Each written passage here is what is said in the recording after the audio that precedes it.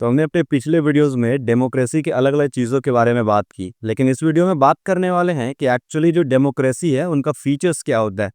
तो चलिए देखते हैं और जानते हैं टोटली चीज़ें। So NCERT class 9 civics chapter what is democracy and why democracy and the topic is features of democracy. हाँ, इसमें हम लोग जानेंगे कि आखिर जो डेमोक्रेसी है उसका फीचर्स क्या है, यानी उसमें ऐसे क्या गुण है जिसकी वजह से जो डेमोक्रेसी को अपनाया जाता है। कुछ ना कुछ तो उसके अंदर खासियत होगी ना।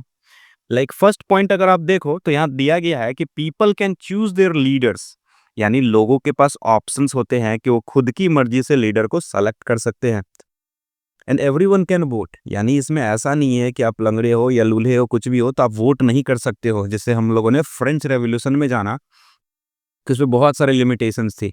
बट डेमोक्रेसी में क्या होता है, ऐसा कुछ भी नहीं होता है। आपके पास वोट करने का राइट होता है, आप बस 18 ईयर्स के होने चाहिए, आपके पास वोटर आईडी वगैरह होना चाहिए। और अगर आप मेंटल नहीं हो, बाकी कोई भी स्टेट जो है ना, चाहे आप किसी भी जाति धर्म या किसी भी कोई भी प्रॉब्लम से गुजर रहे हो, तो आपको वोट देने मिलेगा।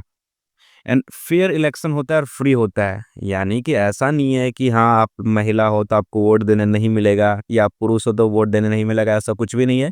और ये बिल्कुल ही फ्री होगा, उसके लिए आपको कोई भी पैसे देने की जरूरत नहीं होती है।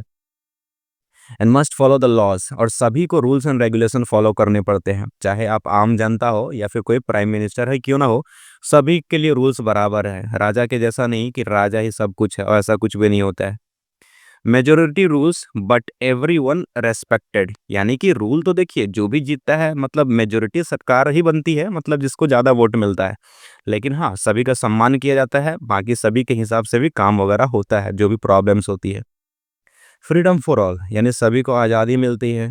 मल्टीपल पॉलिटिकल पार्टीज, यानी कि पॉलिटिकल पार्टीज में भी आपको मल्टीपल ऑप्शंस मिलेंगे। मान के चलिए कि इस बार अभी जैसे बीजेपी की सरकार चल रही है, आपको अगर बीजेपी की सरकार पसंद नहीं आती है तो अगली बार आपके पास ऑप्शन है कि नहीं, आप सरकार को बदल सकते हो।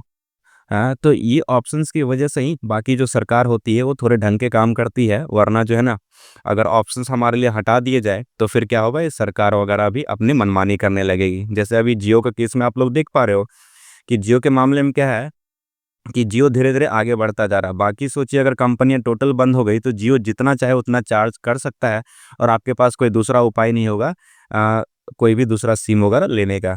तो इसीलिए मोनोपोली अच्छी बात नहीं है, मल्टीपल पॉलिटिकल पार्टीज होती है तो हमारा ही फायदा होता है, जनता का ही। कोर्ट्स फ्री होते हैं, यानी कोर्ट में भी आपको पैसे वगैरह देने का जरूरत नहीं पड़ता है, जो भी आपकी प्रॉब्लम है उसको सुनी जाती है। Government works for the people, और सरकार जो है ना, ऐसा नहीं कि लाइक उन्होंने वो चुना गए और उसके बाद अपनी मनमानी करने लगे, ऐसा कुछ भी नहीं होता है। उन्हें लोगों के लिए काम करना होता है, लोगों के लिए काम नहीं करते हैं तो उनके लिए ही दिक्कतों का सामना हो जाता है। क्योंकि क्या होता है कि वो 5 साल के टर्म में अगर मान के चलिए चीज़ों को सही से नहीं करेंगे तो अगला बार जो है ना, उन्हें हटा दिया जाएगा और उनके बदले किसी और सरकार को चुन लिया जाएगा। तो ये सब डेमोक्रेसी के कुछ कुछ फीचर्स थे। आगे आने वाले वीडियोज़ में हम लोग और भी सारी चीज़ों के बारे में बात करेंगे कि एक्चुअली मुद्दा क्या है डेमोक्रेसी की, और भी कई सारे अलग अलग जो खासियत वगैरह है उन सभी के बारे में चर्चा करने वाले हैं।